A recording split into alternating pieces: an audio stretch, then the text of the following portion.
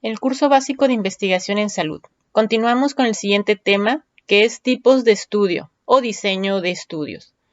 En este caso, el diseño de estudio en una investigación es un conjunto de procedimientos, métodos y técnicas mediante los cuales se actúan con los participantes o variables del estudio, recopilando los datos, analizando los resultados, interpretando para obtener conclusiones que nos hagan tomar decisiones. El tipo de diseño a elegir, ¿de qué depende? Depende del tipo de problema a investigar. ¿Qué es lo que estás buscando? ¿Qué respuesta necesitas? Eso es donde iniciamos lo que definirá el diseño de estudio. Los estudios o diseños de estudios, principalmente de índole epidemiológico, tienen una clasificación muy amplia. Ahorita vamos a ver cada uno de ellos para tratar de entenderlos un poco mejor. Se pueden clasificar en base a su objetivo general o problema, en base a la direccionalidad, al tipo de muestreo, a la temporalidad de los sucesos, a la intervención del investigador, finalidad del estudio, unidades de estudio y la pregunta clínica. Iniciamos con el objetivo general, que en este caso vamos a ver el problema en sí. Es el nivel de profundidad de la búsqueda planeada del conocimiento que se pretende obtener. Por ejemplo, si tu objetivo general es descriptivo, entonces tú buscas que los datos son utilizados únicamente para describir. No estás buscando ninguna relación causal. Tú respondes preguntas como ¿cuántos? ¿Dónde? ¿Quién? Nada más. Puede ser una sola muestra, por ejemplo, el nivel de estrés que se encuentra en la Facultad de Medicina. Puede ser comparativo el nivel de estrés que se encuentra en la Facultad de Medicina entre los de etapa básica y los de etapa disciplinaria. Un estudio de caso, el primer caso descubierto de SARS-CoV número 5. Son estudios muy sencillos y que pueden generar hipótesis. En este caso pueden ser de tipo analítico, que es cuando explicas, y predictivo cuando es experimental.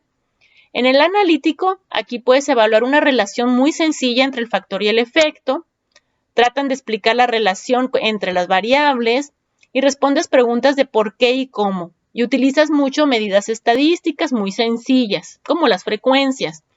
En el predictivo, estudian comportamientos controlados por intervenciones y analizan resultados en diferentes condiciones. Los efectos pueden ser predecibles mientras estén estables y se apoyan en normas, guías y decisiones. Entonces, depende de tu objetivo. ¿Cuál es? Analizar, revisar, encontrar, describir. La direccionalidad, en este caso, puede ser de la siguiente manera. Puede ser anterógrada, que es cuando la causa precede al efecto, o retrógrada, cuando el efecto ya lo tienes y te vas hacia atrás para encontrar la causa. Y en estos dos tipos, la direccionalidad en estos dos tipos, es muy importante el método estadístico para ver razón de riesgos o presencia de riesgos. Aquí les va. La prospectiva o anterógrada es cuando tú ya empiezas de la causa y lo sigues a través del tiempo para ver qué efecto tuvo. Y lo principal aquí son los cortes y los ensayos clínicos. Tú no sabes qué va a pasar. Por ejemplo, ahorita tú vas a dar algún nuevo medicamento y vas a estudiarlo y en un futuro vamos a ver qué efecto tiene. Es un ejemplo. Entonces, eso es anterógrada. Cuando empezamos primero estudiando la causa para ver qué va a haber en un efecto, el factor de exposición, si va a tener una respuesta, si el factor de riesgo va a condicionarme a alguna situación problemática, o el factor protector hacia beneficio de una enfermedad.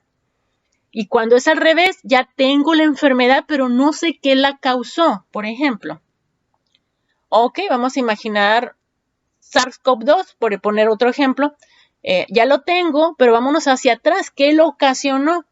Entonces, es retrógrada o retrospectiva porque ahora vamos a ir a analizar todo aquello que se pudo relacionar con ese evento. No sé, análisis de expedientes clínicos, antecedentes, etc. Entonces, aquí vamos a ir hacia atrás. Lo más aquí utilizado es un casos y controles. Continuando con la clasificación, ahora vamos de acuerdo al tipo de muestreo, que es al momento de seleccionar los participantes del estudio. Por ejemplo, si vas a iniciar de la exposición, como es un estudio de corte, pues entonces vas a seleccionar toda aquella muestra que tenga esa variable de exposición. Vamos a imaginar que vas a seleccionar a fumadores, bueno, van a ser puros fumadores para tratar de ver, no sé, algún tipo de cáncer en específico. Oh, ya tienes el cáncer. Vas a iniciar entonces del evento para saber qué lo ocasionó. Entonces vas a buscar a toda esa población que tenga ese factor de riesgo que tú andas buscando para contrastarlo con otro grupo que no lo tenga. Eso es un caso sin controles. Y otras variables que pudieran aparecer y que a lo mejor no sabemos dónde clasificarlas o no podamos controlar. Continuando ahora con la clasificación, será en base a la temporalidad, que es la relación del tiempo en que se recolectan los datos sobre el fenómeno estudiado, la exposición y el efecto, o de la variable independiente a la dependiente. Y aquí básicamente son de tres tipos: el inicio y la recolección de la información para tu investigación.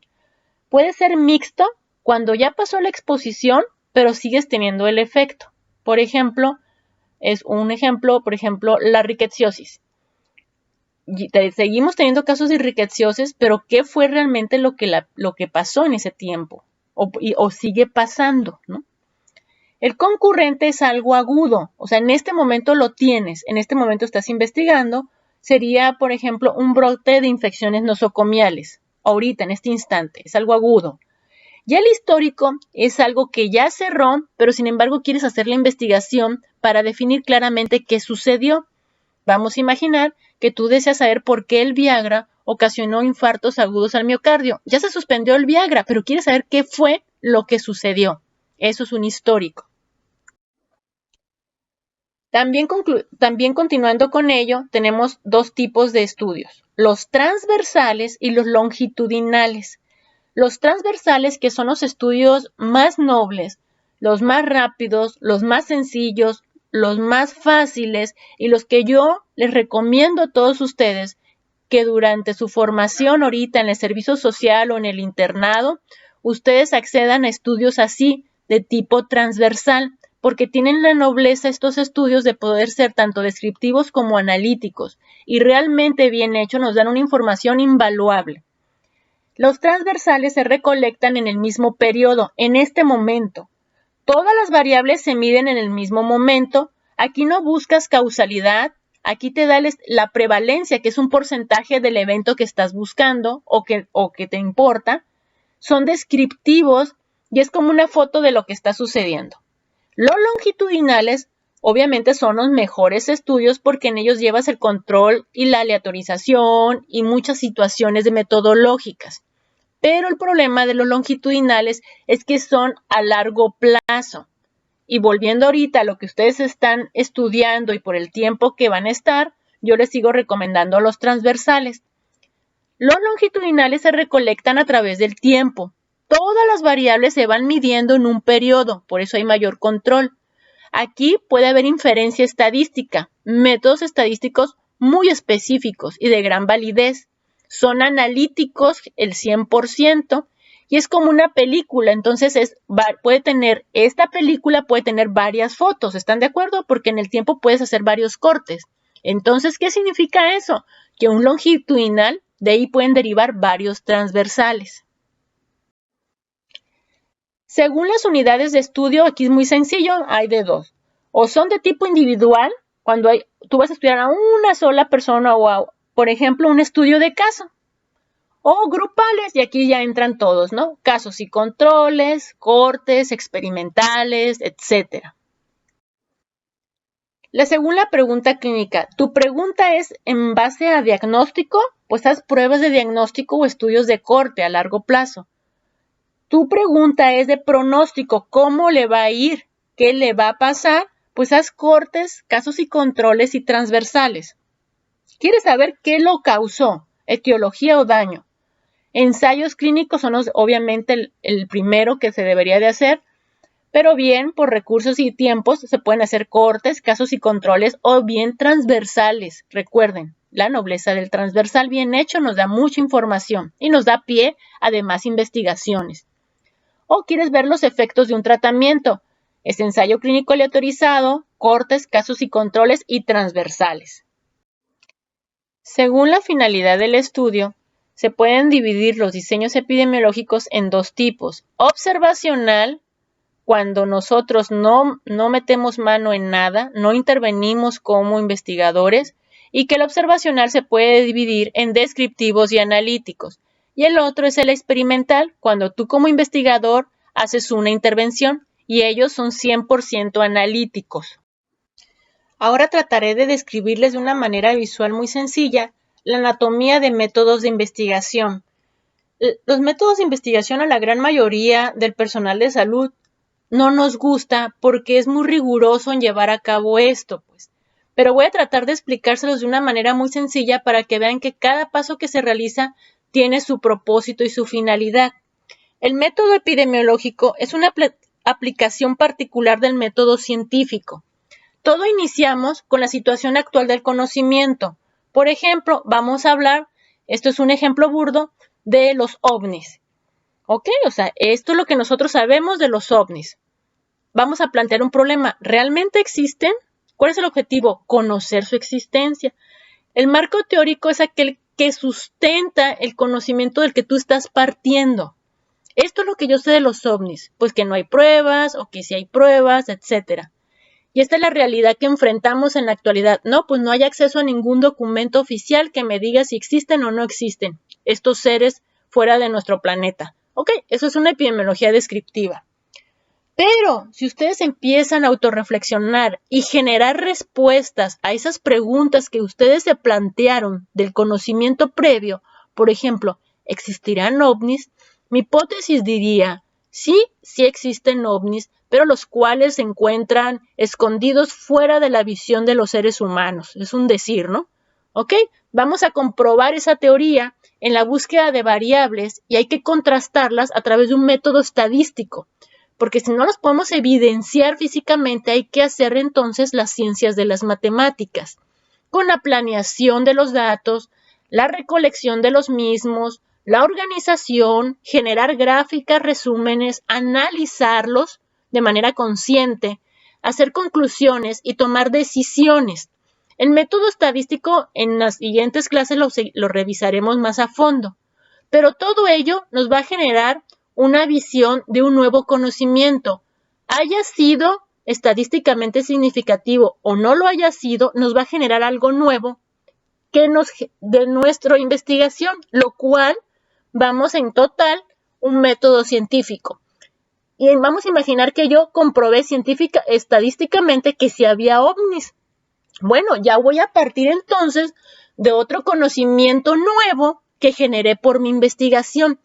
Y esto va a ser siempre perpetuo, es infinito. Cada vez que alguien avanza, vamos todos comprendiendo esas novedades y vamos aplicando y no empezamos de cero, empezamos a aprender.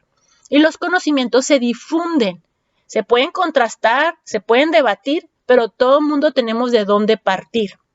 En general, todo ello es un método epidemiológico, es un método científico, ¿sí? Y lo que más deseamos al final siempre es poder controlar un problema, poder prevenirlo o poder solucionarlo, ¿no? Esa es la finalidad del sistema de salud.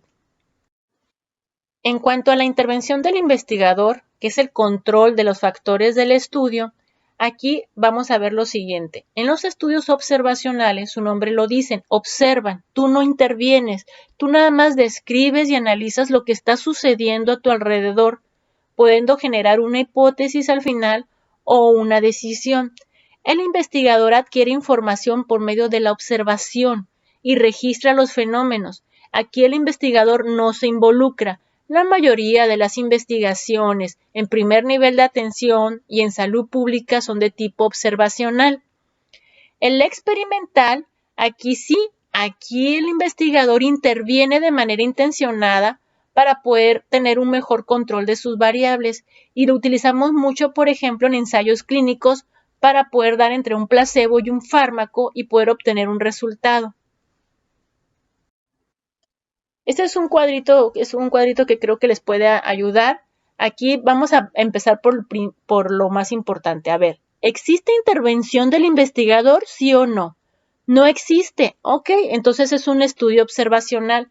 ¿Vas a hacer grupos de comparación? Sí. Entonces vas a analizarlo, vas a tener una referencia, vas a contrastarlos. No, no voy a tener grupos, entonces va a ser una descripción sencilla. Y si es un estudio descriptivo observacional, van a ser casos clínicos, serie de casos y estudios transversales. Oye, no, si voy a analizar, voy a meter estadística. Entonces vas a utilizar un muestreo. Si es por enfermedad, haz un casos y controles, porque ya tienes el evento. Si quieres ver qué va a pasar con la exposición, entonces haz un estudio de corte. Oye, no, si voy a intervenir como investigador, yo voy a tratar de manejar un poco mis variables para poder controlar los sesgos. Entonces, haz un experimental. ¿Existe asignación aleatoria y grupo de comparación? No. Entonces, estos son todos los grupos que yo tengo, no tengo más de dónde comparar. Pues haces ensayos clínicos no controlados o cuasi experimentales. Si tengo cómo comparar grupos, pues haz un ensayo clínico aleatorizado y controlado. Obviamente, el grado de evidencia es superior cuando son experimentales que cuando son observacionales.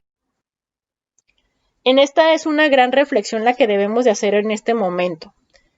¿Qué es lo que tengo ahorita para la investigación? Traten de buscar investigaciones que a ustedes les apasionen, que ustedes necesiten saber la respuesta, porque si lo hacen por compromiso, nomás por salir, tu investigación no tiene ningún propósito ni objetivo, porque ustedes no tuvieron la capacidad de poder meterse de lleno en ella y explicar lo que pasó. Entonces, nada más queda en papel, pero no fue útil para nada. Busquen algo novedoso, algo que sea útil, algo que les sirva a ustedes y que a lo mejor marca su trayectoria como profesionales. Entonces, vamos a pensar, ¿con qué información cuento? ¿Qué es lo que busco? ¿Con qué recurso? ¿Y todo esto para qué? Pues para tener un programa, para tener dinero, para tener inversión, para tener una forma de curar. Busquen esa motivación y fíjense con lo que cuentan. Hasta el asesor que los va a apoyar, porque si su asesor desconoce metodología o no le importa enseñarlos, a ustedes también eso los puede atrasar. Búsquense asesores del tema de especialidad que ustedes busquen para que ellos a su vez puedan transmitirles esa pasión y motivación que ustedes requieren. Además de que ellos les pueden dar tips de dónde pueden acceder para encontrar más información. Y aquí se los puse de una manera más desmenuzada. Estos son los diseños epidemiológicos observacionales. Y empezamos de abajo para arriba.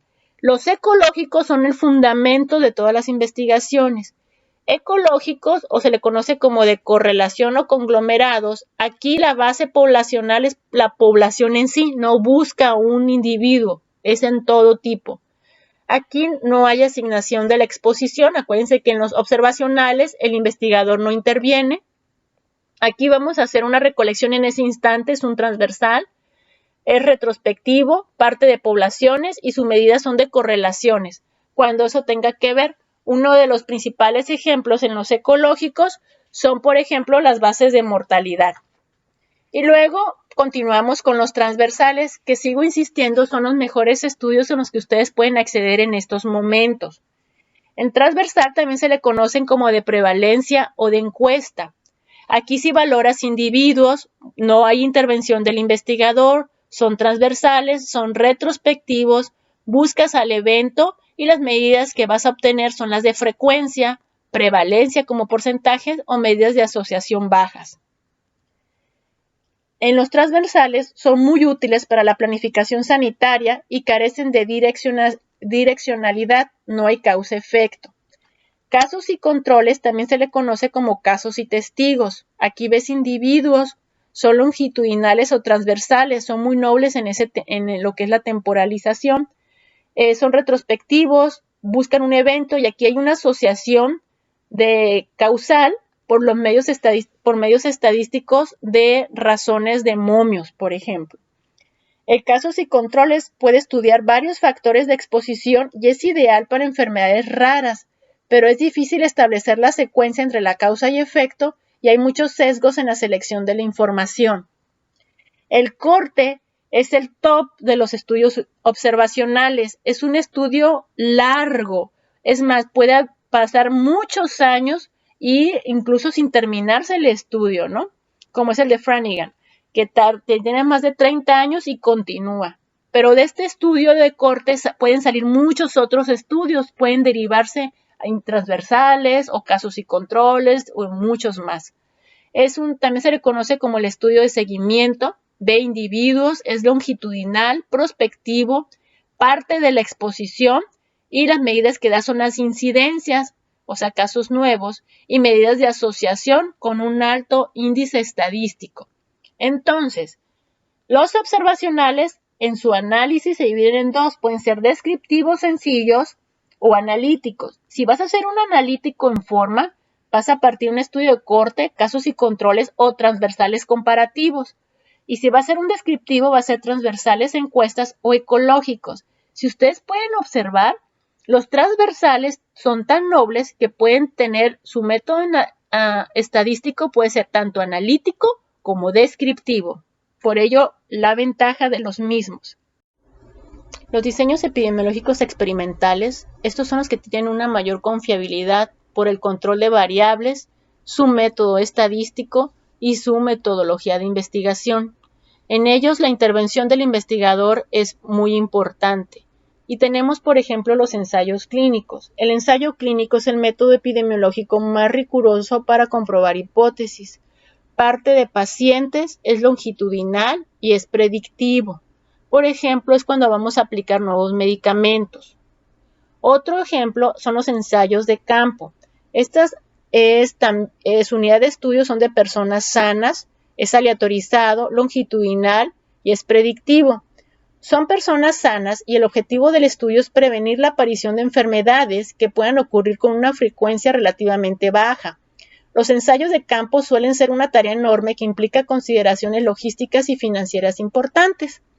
Uno de los ensayos de campo, les voy a poner ejemplos. Uno de los mayores ensayos fue el de la aplicación de la vacuna Salk para la prevención de la poliomielitis. Otro ejemplo puede ser la administración periódica de suplementos de vitamina A niños desnutridos en países de desarrollo. O aquí es un beneficio comunitario o poblacional. El siguiente ejemplo son los ensayos comunitarios. Aquí la unidad de estudio son comunidades, sean enfermos o sean sanas. En este caso, este método resulta especialmente adecuado para investigar enfermedades que tienen su origen en condiciones sociales, sobre las que resulta más fácil intervenir de forma directa, tanto si se trata de la conducta de grupos como si corresponde a la de individuos. Los ensayos comunitarios son el diseño más apropiado para evaluar intervenciones en las condiciones de vida real de la población. Por ejemplo, la enfermedad cardiovascular es uno de los más utilizados para ensayos comunitarios. Se puede realizar cuando se desea evaluar el impacto también de una intervención, como puede ser la fluoración de las aguas, en cuyo caso se aleatorizan las poblaciones, o también cuando se desea evitar la contaminación puede ser del agua, por ejemplo, ¿no? Pero aquí el beneficio obviamente es general. Aquí les voy a poner cómo vamos de abajo para arriba con relación al peso de la causalidad. Recuerden que la causalidad es la garantía de que el factor de riesgo precedió al efecto, por ejemplo, ¿no? O de la independiente a la dependiente. Aquí es muy importante considerar la validez y la precisión. La validez es la carencia de error sistemático y la precisión es la carencia de error aleatorio. Obviamente, entre más alto, es más posible que tanto tu validez como tu precisión sean asertivas. Entonces empezamos con los de base poblacional, que es un ecológico, luego siguen transversales como tipo encuesta, y luego transversales analíticos o comparativos, luego estudios de casos y controles, luego estudios de corte, luego ensayos comunitarios, y luego ensayos de campo, luego ensayos clínicos y un metaanálisis o estudios híbridos, donde contemple una muy buena revisión, análisis, crítica y sustentabilidad del resto de estudios. No hay nada como los datos obtenidos de primera mano. A lo que voy aquí es que si ustedes hacen investigación, háganla, pero háganla ustedes. Ustedes recolecten los datos, traten de revisar muy bien la encuesta donde van a tratar de tener esa información, revísenla, analícenla, pero no se la dejen a un secundario o déjenla de último momento. Traten ustedes mismos de poder gestionar, de poder reflexionar y poder analizar lo que obtuvieron, porque eso es el beneficio de una investigación, hacerles que todo mundo piense un poco más y adquiera nuevo conocimiento, el cual debe de ser útil en los sistemas de salud. Agradezco su atención. Sé que están cansados y que están agotados y que la gran mayoría de ustedes no les gusta la metodología de investigación, pero véanlo desde este punto de vista. Es curricular. Hacer investigación de un tema que a ustedes les guste puede cambiar su vida profesional. Agradezco su atención. Mi nombre es la doctora Angélica Pon Méndez. Ahí se encuentra mi correo y éxito.